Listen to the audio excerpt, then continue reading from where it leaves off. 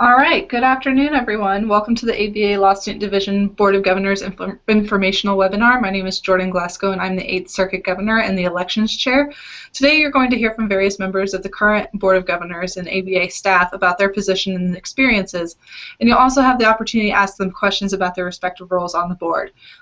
First, I'd like to introduce everyone on our panel today. First, we have Austin Grutes, who is the ABA Law Student Division Director. We also have Fabiani Duarte, who is the ABA Law Student Chair, and we have Chris Jennison, who is the ABA Law Student Division Representative to the ABA Board of Governors, which is a mouthful, I know. So before we get started, I'd like to go over the elections timeline for those who are considering running for a position, just so everyone's kind of on the same page. So January 15th, which is this week, all candidate nominations are due to the link online. You can go to our website to submit all of your materials. And then after that, we will certify the candidates and post resumes, pictures, personal statements, and all of the stuff online so that delegates can view all that information and start to make decisions about whom to vote for. We will host another webinar for candidates on election procedure and various items during the campaign period. And then at the same time, the staff will, or the nominating committee for the representative to the ABA Board of Governors will interview candidates and decide who moves forward to the approval process with the Board of Governors. And again, that happens from January 15th to the 31st. Then the next set of dates that you should remember is February 8th through the 16th. We'll have online Q&As for all of the positions, and these will just be for the circuit governors. And you'll get an email about when your specific date is and at what time, so be prepared for that. Finally, from February 17th through the 31st, we will have online governor elections. And if there are any runoffs, so if there's like a tie or something, that will occur during the week of February 21st, but only where necessary. Next, you should know that February 8th through the 27th, we'll be hosting circuit meetings in all of the circuits. If you are running, I would encourage you to try to attend your circuit's meeting. It's a good way to kind of get to know everyone, especially if you've won your position. Finally, from February 27th to March 7th, we'll have online question and answer sessions for the national officers, so chair, vice chair, secretary, treasurer, and representative to the Board of Governors. And then from March 8th through the 11th, we'll have voting for all of those positions. And then from on the weekend of March 31st through April 1st, there will be in-person board training for those new electees. So with that, we will go ahead and move on to the next portion of it. I'd like to kind of just have our panelists talk one by one, and so we'll start with Fabio about how the chair position works. So Fabio, you have the floor.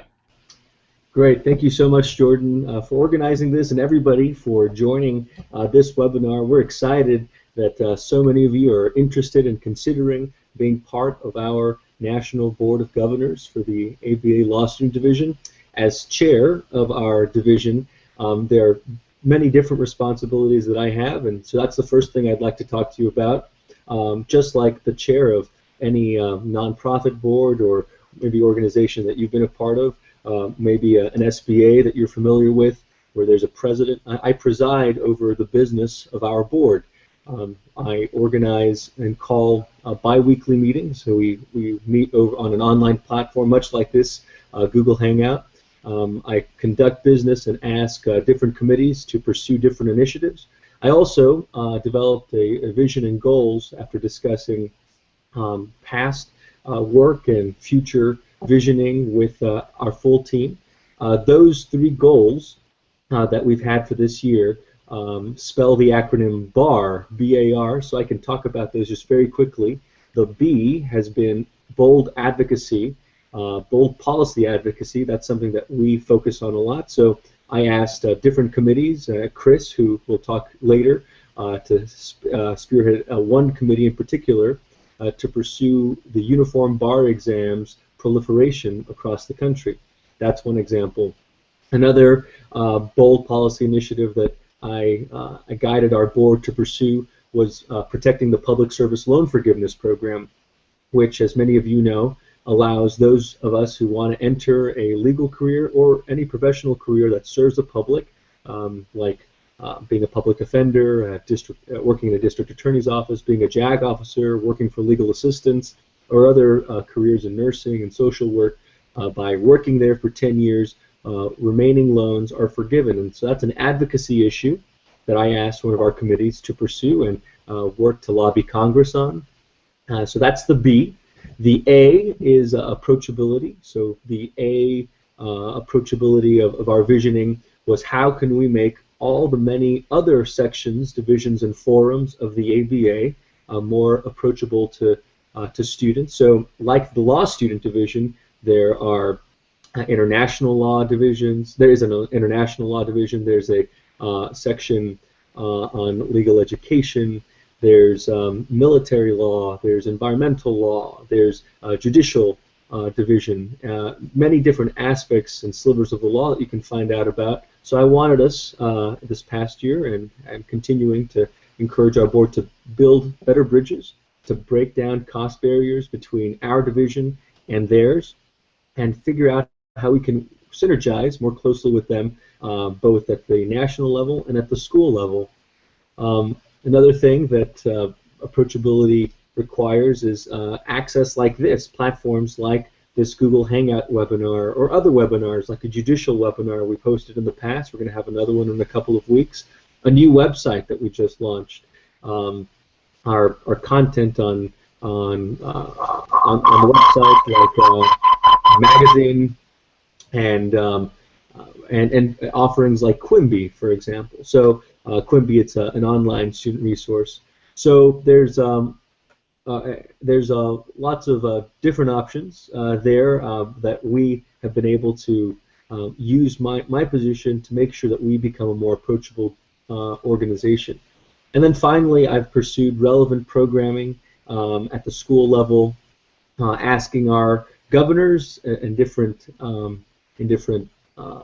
schools and in different regions of the country to have law student panels or young lawyers panels, to be part of our new national podcast that we launched, to write articles for our blog that we launched on our website, and to also encourage a new type of membership, a new premium type of membership. Now that membership is free, those are all things that we've been trying to publicize on our social media platforms.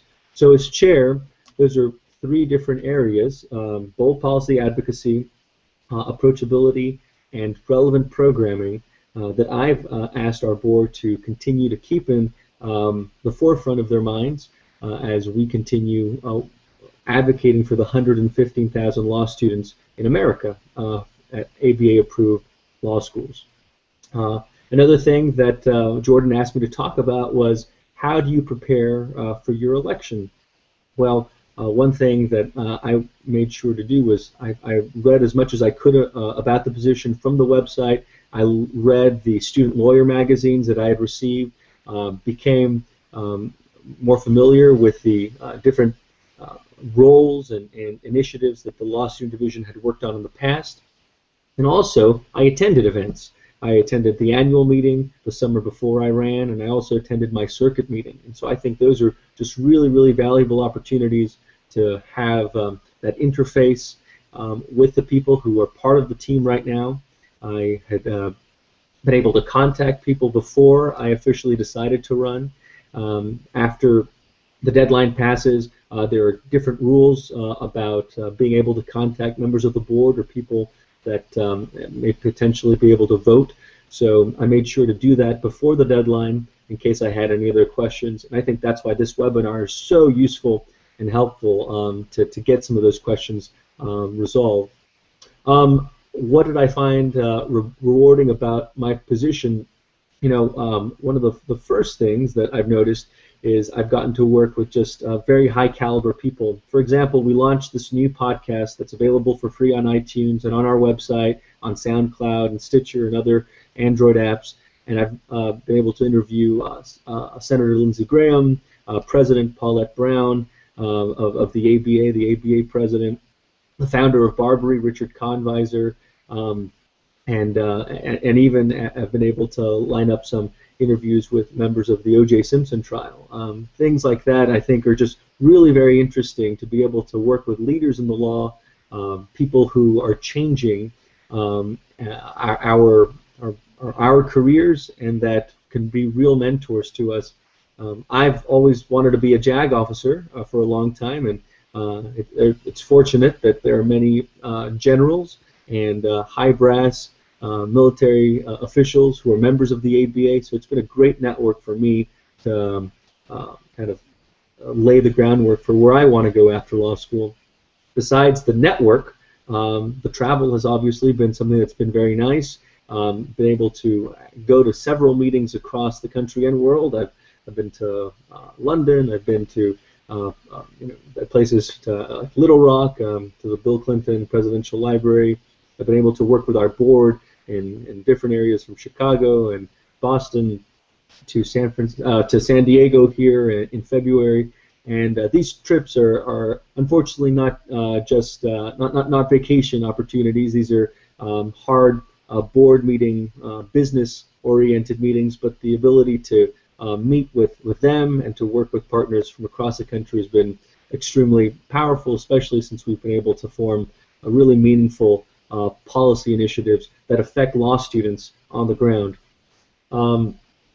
Next, in terms of time commitments, as the website indicates, this is equivalent to a part-time job, 25 to 30 hours a week, and some weeks it's more and some weeks it's less. That's just kind of an estimate.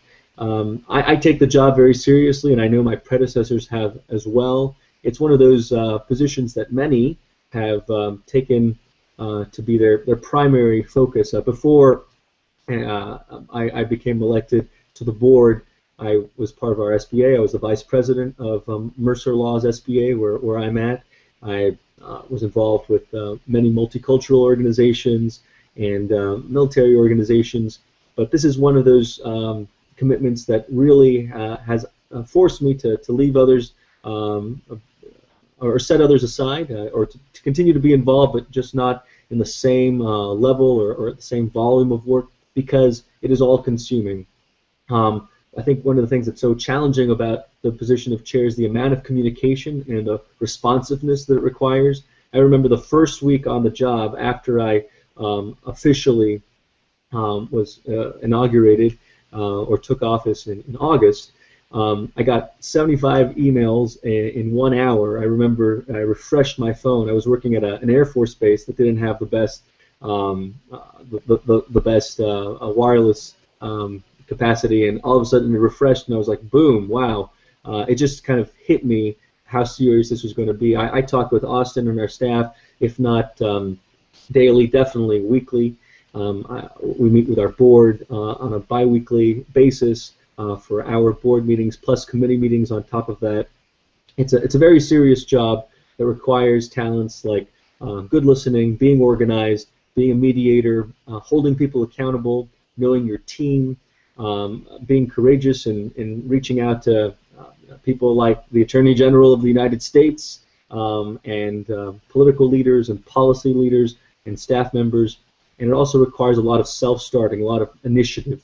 But there's a balance there between being an innovator and somebody who brings fresh ideas, along with working through a process, because you are one division of many in a large organization. There are there are almost 500,000 members of the ABA. So to understand that even though you're the chair of a division, but still you are just one division of many, is an interesting balance that you have to understand. You're kind of a mid-level leader that has a lot of responsibility. So I think those are all some examples that hit on some of the main points that Jordan asked me to talk about. I think it's been an incredible blessing to be part of this board. If I had known about the Board of Governors earlier, I would have gotten involved with it as soon as possible after my or during my 1L year. But I think that anyone who decides to join the board in any of of the positions will truly see it's an incredible launchpad professionally, an incredible opportunity to hone your skills as a leader, and also a great way to connect with superior leaders, high caliber leaders in law schools and the legal profession in a really deep and rich way. So that's all I have to say for now. We can loop back to questions later. Great, thank you so much, Fabi. Just to let everyone know, you can ask questions in our sidebar, and we'd love to answer those questions for you, so feel free to type away. Next, I'll turn it over to Austin, who's going to fill in for our Vice Chair, Michael Dumas, about the position that the Vice Chair plays on our board. So, Austin? Hey everybody, my name is Austin Greathouse. I am the Director of the Law Student Division, which means I'm a staff person here at the ABA. Just a little bit about my background. I went to law school at Chicago Kent and graduated in 2007, so I am a lawyer. I just took over in this position actually less than a year ago, so a lot of things are new for me, and I'm still learning the process. But I think having that background, having gone to law school somewhat recently, I understand where you're at, and I've been through it. So first of all, I wanted to thank you for your interest in the position. As Fabi said, it's a big commitment, and it takes a lot of time, a lot of effort, and I think you're all really smart for kind of thinking about getting involved in this way, because it can really pay off in the long term in terms of the connections that you make and the skills that you'll help that I guess you'll hone here on this job. So just a little background on the vice chair position. It's sort of the second in command. It's the Joe Biden to Bobby's or to Fabi's Barack Obama. Right now, this is chaired by Mike Dumas, but again, as George said, she couldn't make it, and I'm sure he'd be happy to answer questions about it. And maybe we can put his contact information in the details. Basically, if I had to sum up the vice chair position, I would say it's focusing on membership. You're really the go-to person for thinking about how to get more members involved, how to get more students involved, what benefits we can offer students. And with that, you sit on a board within the greater ABA called SCOM, Standing Committee on Membership, and this consists of other leaders within the ABA. So it's a really great way to make connections to people who've been involved and who are active in the ABA at a membership level. So if you have an interest in membership and marketing and reaching out to people, and you're a social person, I think this is a really great position for you. It's a significant time commitment, not to the level that Fabi's, not to the level that the chair position is, but I would say serving on the SCOM board, serving on this board combined is a fairly significant commitment for someone to make, especially who's in law school. So really think about that as you're thinking about the position, what your other time commitments are. If you're able to, if you have another job, if you have a part-time job, it may become difficult to carry this sort of thing while you're still in school. The SCOM meetings, I think that's 4 times a year annually, and those again, you'll be reimbursed for travel to those. I usually participate in those meetings, and they're very interesting just to see how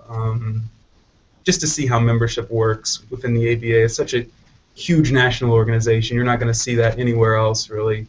40,000 members, 115,000 law students potentially, as we've gone to a free membership model. So it's really exciting, and there's a lot of opportunities there. And especially as some of the new things that are happening here in this division, we went to a free model where students can join the division for free. We just started that last spring, so there's a lot of different things that we're thinking about in terms of how to deliver benefits and products for students. And you can be a part of that if you're a part of this especially in this position. So I guess that pretty much sums up. Like I said, Mike would be a better person to kind of get the more personal aspects of this. Does anyone have anything else to add, Fabi, from the sort of student point of view?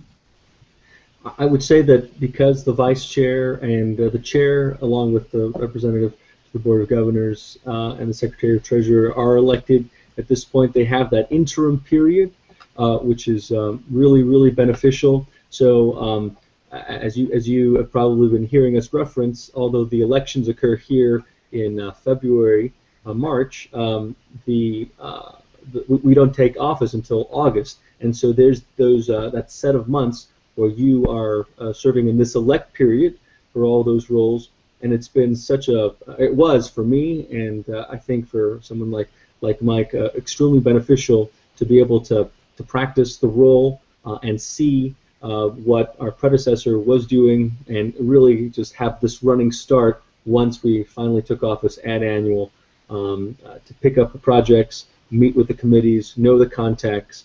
So I think that's an important thing to mention about all the roles that are up for election right now. That's a great point. So with that, I'll turn it over to Jordan. If there are any more questions, like I said, you can direct them my way, and I'm sure Mike would be happy to speak with you too, to answer questions about it from someone's perspective who's been through the position. Great, thanks, Austin. And I'll go ahead and talk about the Secretary-Treasurer role. That is currently held by John Loros from New York Law School in New York. And he wasn't able to make it today due to a work conflict. But in his role, it's pretty straightforward from the title, Secretary-Treasurer. He deals with all of our kind of written work and also our kind of fiscal work. So he sits on the editorial board for the Student Lawyer and helps determine content and kind of the managerial aspects of that that magazine for us. He also is the manager of the grant fund, so whenever a school submits a proposal to get money from the ABA for a first-time program, it goes to him, and he's able to review it before it then goes on to a committee, which he is the chair of, the Operations and Publications Committee, and he also maintains and records all of the minutes for all of our meetings, which can be a pretty tedious task, but he's pretty good at it, I would think. He also serves on the executive board for whenever they have their own individual meetings. For preparing for the election, he decided to talk to his predecessor, and he found out more from the position from individuals who were on the board and involved with the ABA. In terms of a time commitment, he says it's about 15 hours a week, depending on the time of year, specifically when Student Lawyer is about to be published or when grant proposals come in during the deadline. It could be more demanding than other times. It's just kind of the ebb and flow of the work. In order to be a good Secretary-Treasurer, he stated you need to be really organized. There's a lot of attention to detail that goes into this position, especially when you're taking down minutes. That can be a pretty quick task, especially when debates are going on. But he says it's pretty manageable at the same time. And you also have to have vision, is what he said. He said basically you have the freedom to make positive changes within the law student division, and so having that creativity and that drive and that vision will help you along the way. So John, I'm sure he wouldn't mind us giving out his information as well to those who are interested in that position. It's a pretty fun position in my opinion, so if you're interested, go ahead for it. So Fabi, do you have anything else to add?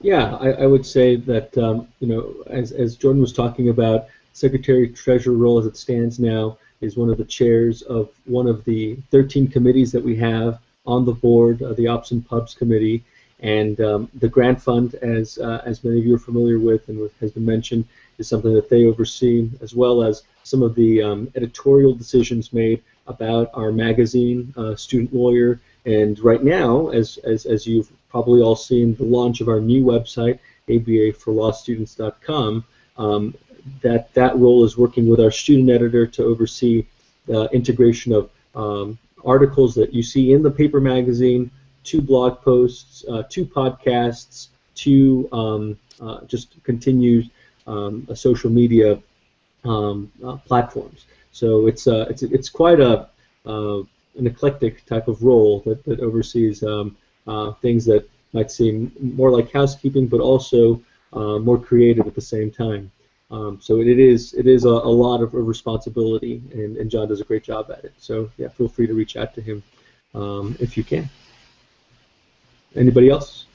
It's definitely one of our more detail-oriented positions with the minutes and dealing with budgets and things like that. More numbers and focus and more detail focus. So if that's your type of thing, definitely look at the Secretary Treasurer. All right, now I'll pass it over to Chris, who, like I said, is the law student representative to the ABA Board of Governors. So, Chris, you have the floor. Thanks, Jordan. As Jordan said, that is a mouthful.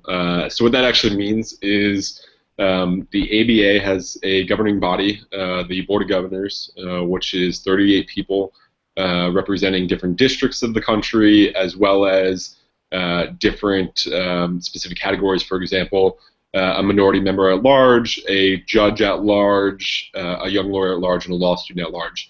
So the division rep to the board is that law student on the board. The Board of Governors meets 4 times a year, and it is a position where you discuss operational decisions for the association, things like pensions or insurance or policies of the association, publishing, those kind of nitty-gritty association-wide operational decisions. So that happens 4 times a year, and then you also have phone calls and meetings in between. In addition to the meetings where you're meeting as the full board, all board members are also part of the ABA's House of Delegates, which is the policy-making body that meets twice a year, separate from the Board of Governors. But that actually determines more of the policy positions in terms of legal policies, things like hopefully the uniform bar exam or concurring on legal education standards, or just positions on major legal decisions, legal policy decisions.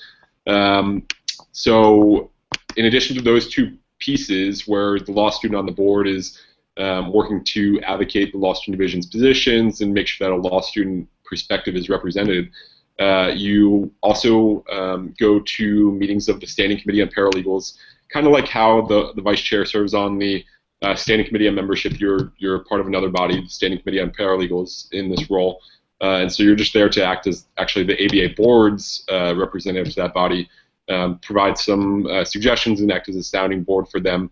They're the body that accredits paralegal programs throughout the country. And then finally, and most importantly, because it helps frame everything else, you serve on the Law Student Division Board as an officer. You are a voting member of that body, and you're involved in all discussions. I'm on a couple different committees, and so you have travel for the Law Student Division Board itself and regular meetings and whatnot, responsibilities with that. Otherwise, I'm just trying to look through the questions that Jordan pitched to us. How do I prepare for my election? So I'm in my 3rd year of law school, and from the end of my 1st year of law school to the end of my 2nd year, I served as a circuit governor, and that gave me a great kind of understanding of the law student division, of the work that we do. And so if you are a 1st-year law student, I would definitely encourage you to look at the circuit governor positions if you ultimately do want to run for an officer position, because it's a great way to get your feet wet and really learn the ins and outs of the law student division, especially if you get involved in the committees. The process for this position varies from the other positions in that you're not elected by all of the law student eligible voters. It's a smaller pool of eligible voters for this, in that it's just the circuit governors who vote. The new incoming circuit governors vote on the position. Out of all the people that apply for the position, they go before a nominating committee who reviews your qualifications, interviews you, and will put forward a candidate or 2 candidates potentially, who then get voted on by the circuit governors. And the reason for that restrictive process compared to the rest of the positions is just that the candidates really need to be vetted for this position, since you are sitting in a room with people who have been presidents of state bar associations or have been leaders of the ABA for a long time. I find about my position most rewarding several things. One is the travel, as Bobby touched on. I've gotten to go to some great places. I've been to Chicago, to Charleston with the Law Student Division, to Las Vegas, to Baltimore, and soon out to San Diego and San Francisco as well. So it's been great travel, but as Bobby said, they're not just vacations either. In those, they're all business meetings, but at the same time, I'm still getting to get access to high-level politicians. At our Baltimore meeting of the board,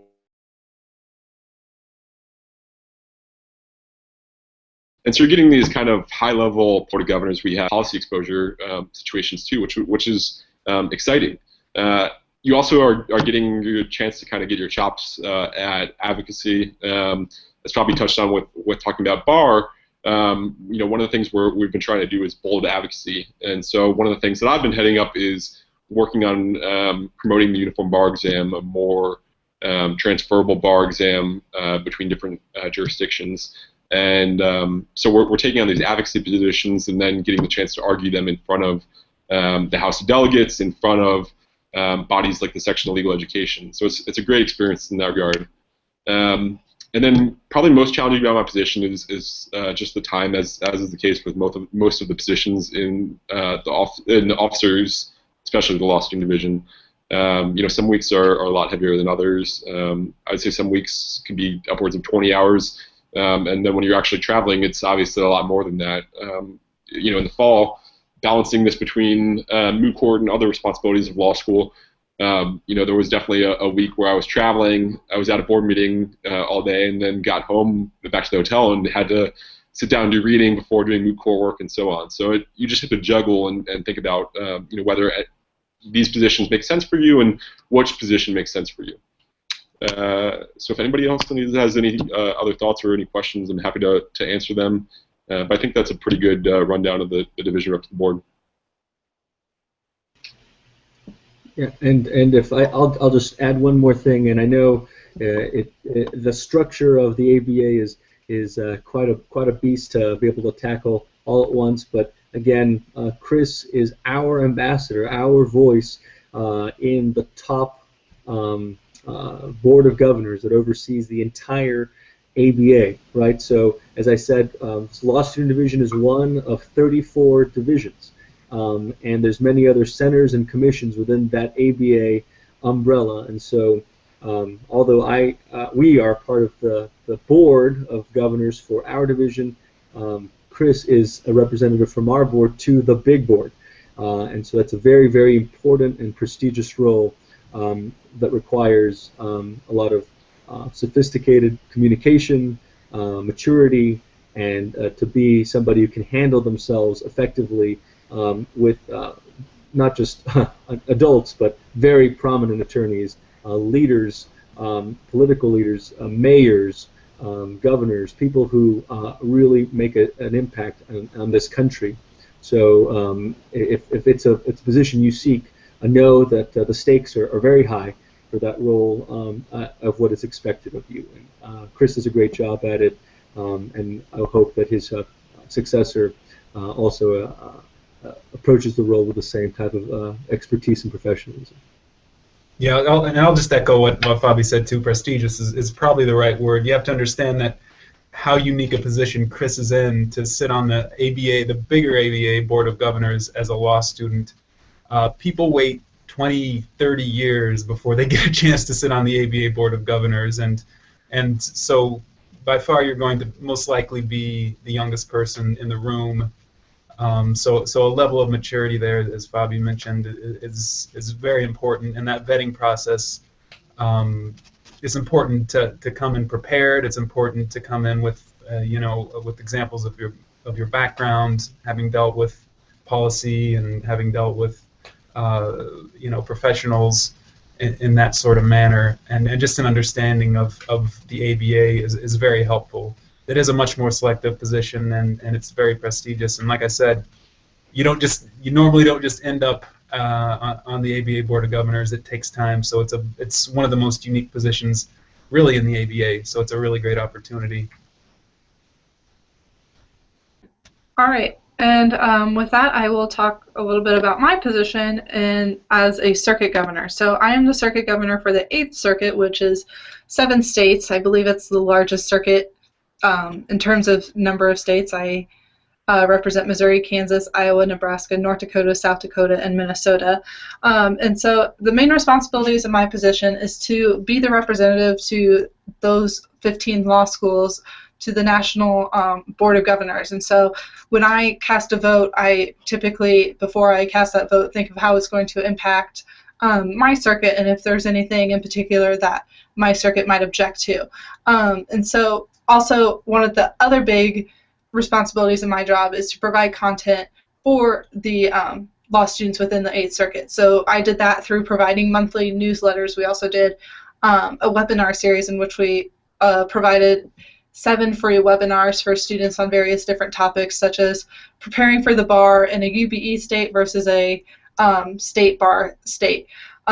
We did one about public issues or public interest issues faced by Midwestern students, which was really interesting because we got into discussing access to justice in rural areas and things like that, which may not be experienced in other areas of the country.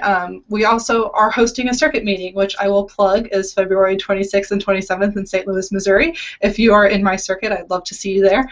And in that role, that's probably our biggest programming piece within the year, and it takes a lot of work to put together an entire conference, but it's incredibly rewarding at the same time because you get to work with different students. I'm working closely with SLU's SB8 right now and planning and coordinating all of the aspects of that conference. I'm also working with local attorneys and people in the legal practice in order to provide substantive content. It's really a really cool experience for me. Like I said, I represent the circuit with Board of Governors votes. I participate in all of our meetings and cast votes in terms of what is in the best interest of the Midwest. So for instance, one of the big things we tackled during my term was governance restructuring. And although it didn't pass, I was very vocal on how it was going to impact the law schools within the Midwest that aren't necessarily as large as the schools on the coast in terms of student population. And so that was something that was rather rewarding as well.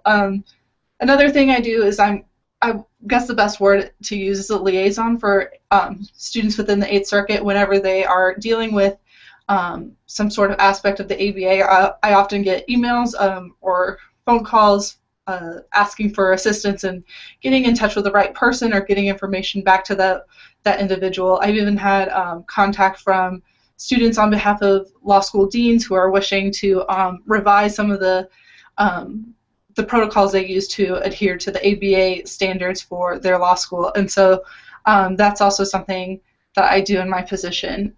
In terms of preparing for my election, I followed closely to what Fabi did. I attended my annual meeting. I also attended the Super Circuit meeting, which is kind of being phased out.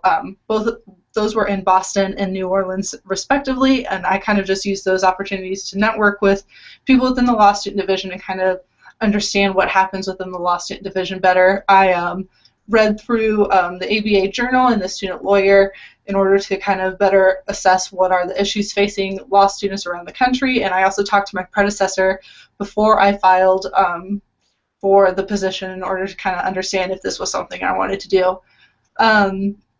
I kind of already discussed what I find rewarding about it, but I really enjoy being able to work with students around my region. I really enjoy being able to work with students who are within the ABA Law Student Division, and I also love being able to network with just people within the larger ABA itself.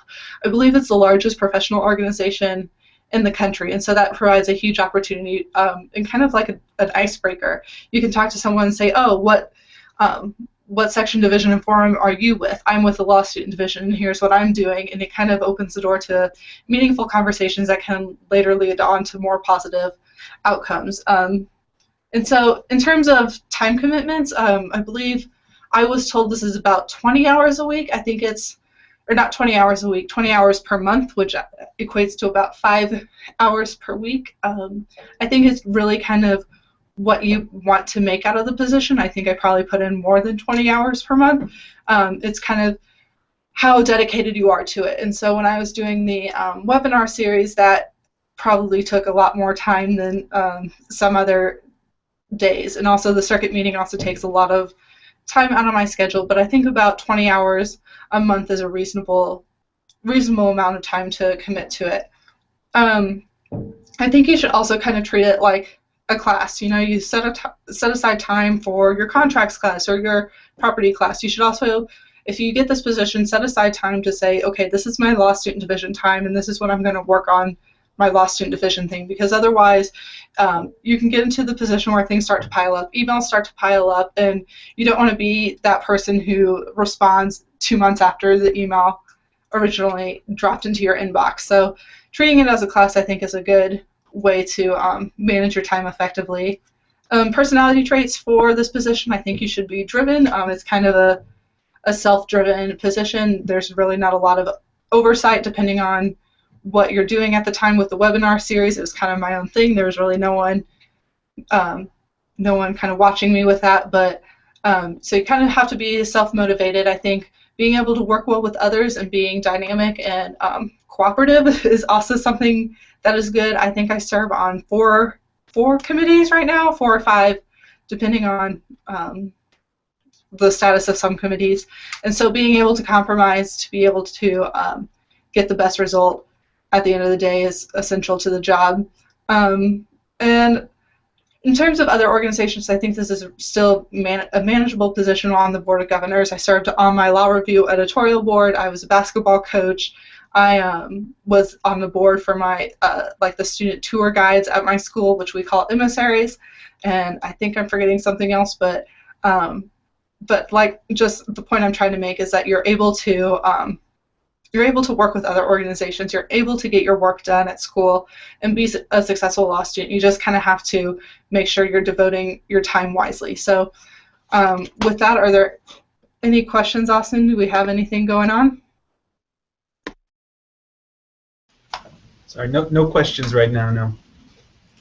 I would add something to what Jordan said, just to attach it to the governor presentation. I think Jordan has been a really great example of what a dynamic governor should look like and could look like.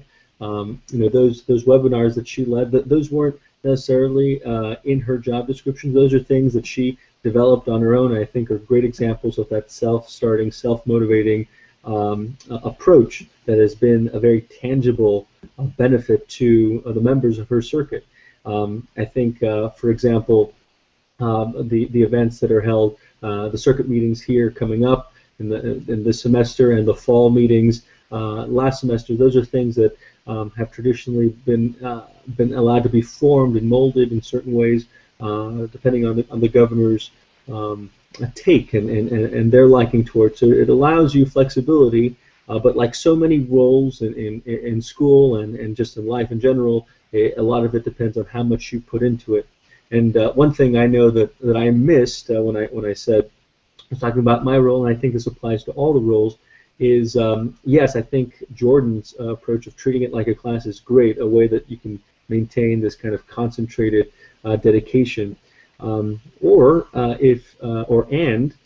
if you just have a passion for that type of service, that type of leadership, it's something that I know that motivates me to go to those meetings, respond to those emails. That's the type of enthusiasm that I think this board needs.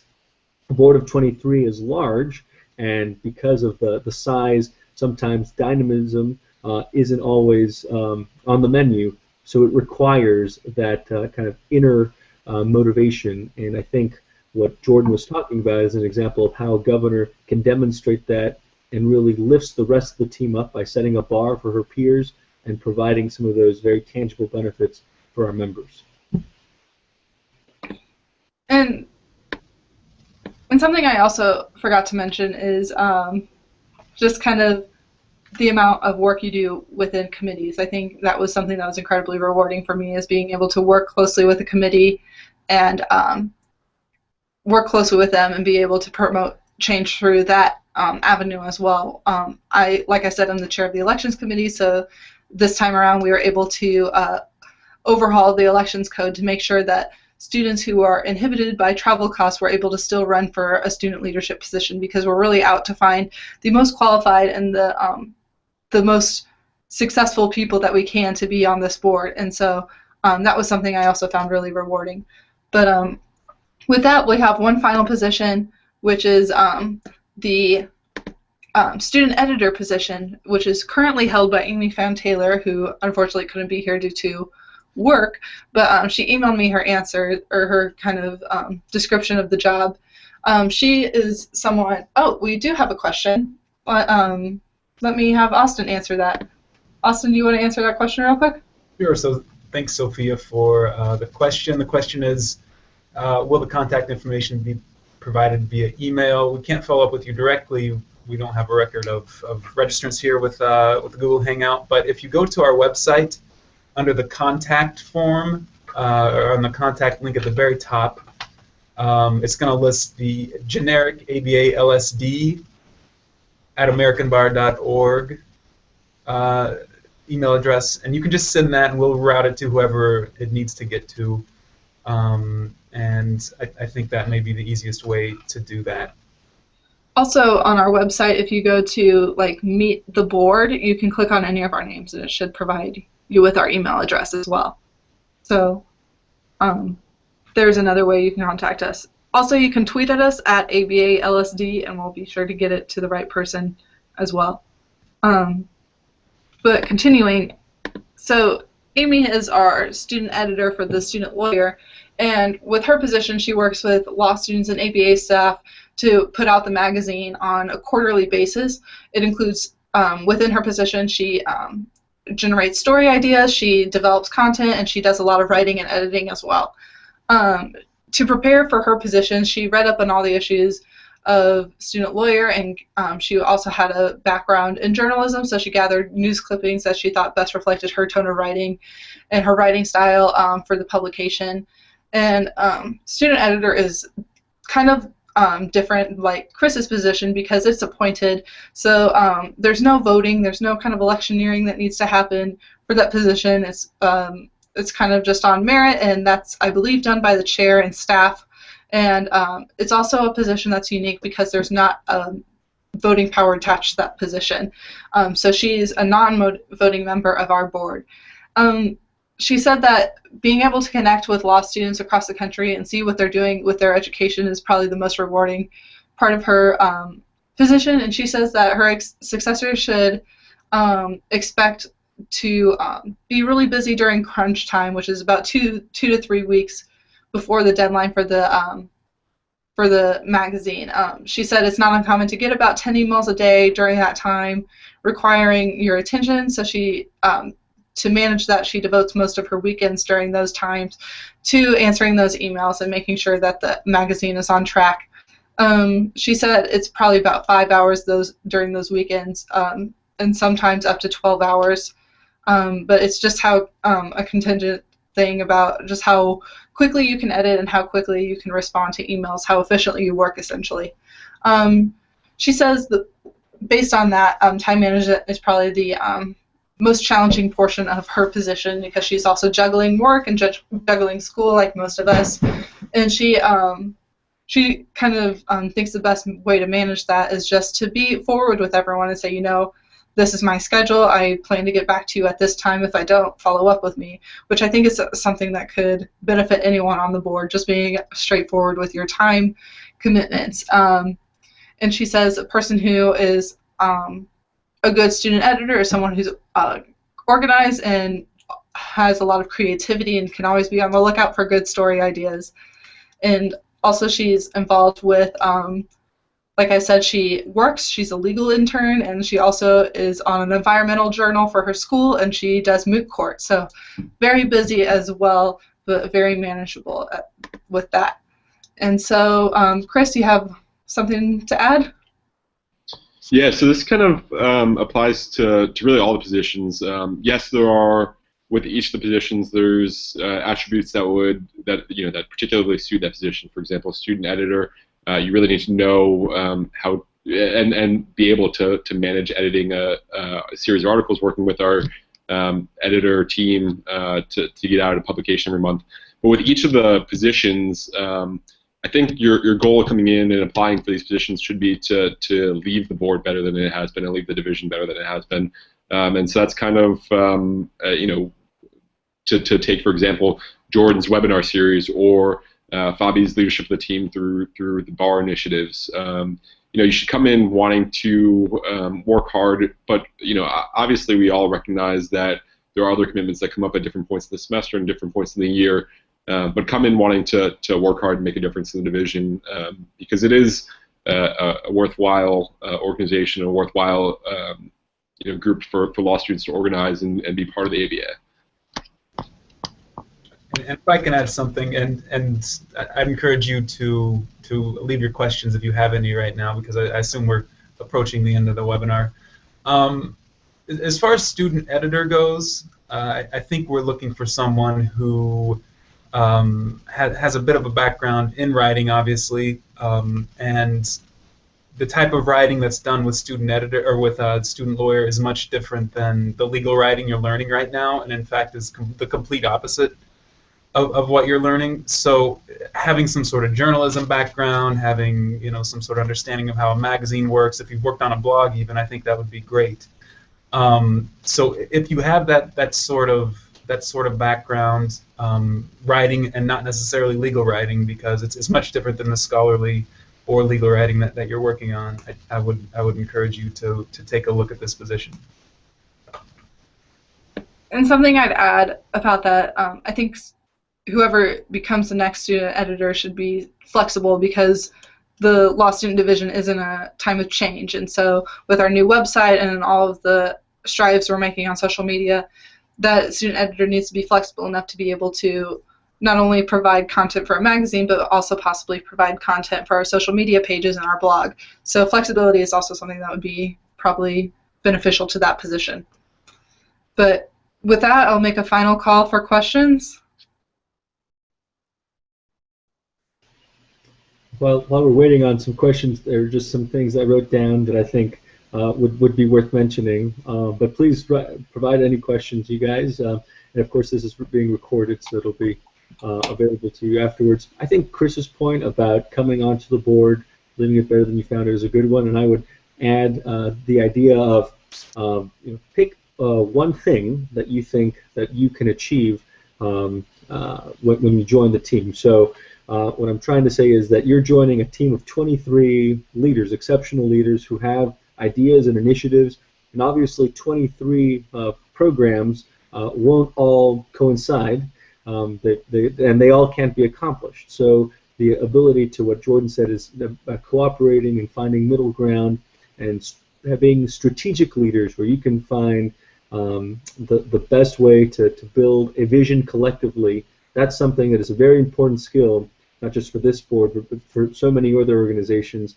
And if you have practiced that and you feel confident doing that, that is something that is so important, because the time is so limited. Law school is so short as it is, and most divisions don't operate like we do. They have many years of developing their leaders and prepping them, and there's a leadership track that you're involved in. For the law student division, we're just kind of thrown into it immediately and are required to produce something substantial, hopefully. And so by being able to align projects, align visions, be emotionally intelligent, be aware of tone, having clear communication, and being able to pick that one thing that you think you can bring the board to believe in and pursue, that's something that's been really helpful for us. For us, we had those 3 buckets this past year, so it's allowed us to focus in 3 different areas, but always keeping that at the forefront. So I think that's very important for all the positions, especially the role of chair, but for all the positions to keep in mind that you are part of a team that's producing something in a limited amount of time. Right, and seeing no questions, I want to thank Fabi, Chris, and Austin for joining us today. And should you have any questions, feel free to reach out to any of us. Like I mentioned, our contact information is on the website. Feel free to tweet at us. Our Twitter account is, or I guess our Twitter handle, sorry, it is at ABA-LSD, or you can always look at our Facebook page, which is ABA for Law Students. So with that, thank you for watching. I hope to see all of your applications on the 15th, and good luck if you're running. Thanks.